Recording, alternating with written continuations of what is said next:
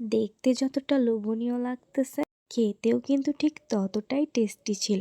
Noodles রান্নার পরে ডিম সিদ্ধ করে এভাবে কেটে দিলে নুডলস দেখতেও যেমনটা সুন্দর লাগে, খেতেও ঠিক ততটাই টেস্টি হয়ে থাকে।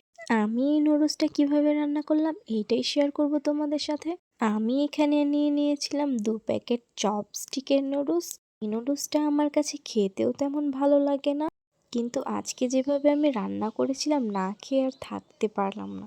আমি এখানে নিয়ে নিয়েছিলাম 4টা ডিম, আরও নিয়ে নিয়েছিলাম একটা টমেটো, সাথে নিয়ে নিয়েছিলাম 2টো পেঁয়াজ, আর নিয়েছিলাম কিছু কাঁচামরিচ। কাঁচামরিচ, পেঁয়াজ আর টমেটোটাকে আমি এখানে সুন্দরভাবে কেটে নিয়েছি।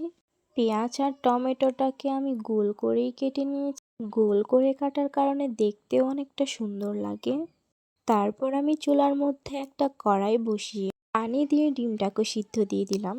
এখানে আমি নুডলসগুলোকে প্যাকেট থেকে ছাড়িয়ে একটা ঝুড়ির মধ্যে রেখে দিয়েছিলাম।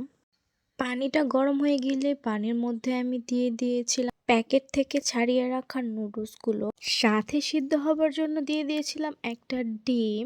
তারপর কিছুক্ষণের জন্য ঢেকে রেখে দিব। নুডলসটা যখন একটু সিদ্ধ হয়ে যাবে তখন ঢাকনাটাকে উঠিয়ে একটু নেড়ে চেড়ে দিব।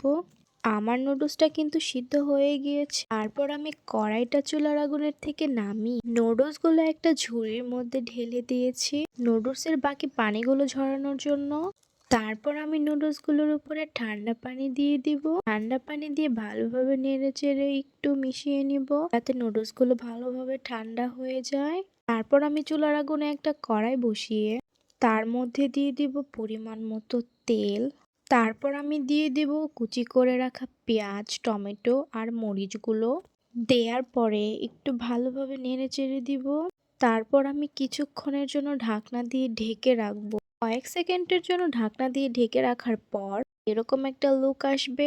পেঁয়াজ, টমেটো আর মরিচগুলো প্রায় হয়ে এসেছে। এর মধ্যে এবার আমি ডিমগুলোকে ভেঙে দিব।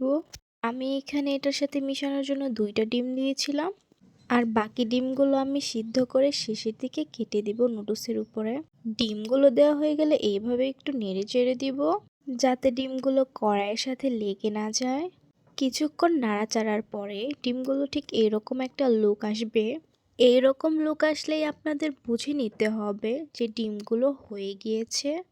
তারপর আমি এটার মধ্যে দিয়ে দিব সিদ্ধ করে রাখা সেই নুডলসগুলো দেওয়ার পরে আমি চুলার আঁচটা একটু কমিয়ে দিব যাতে সিদ্ধ করা নুডলসগুলো কড়াইয়ের সাথে লেগে না যায়। নুডলসগুলো দেওয়া হয়ে গেলে আমি নুডলসগুলো ডিমের সাথে মিশিয়ে নিব।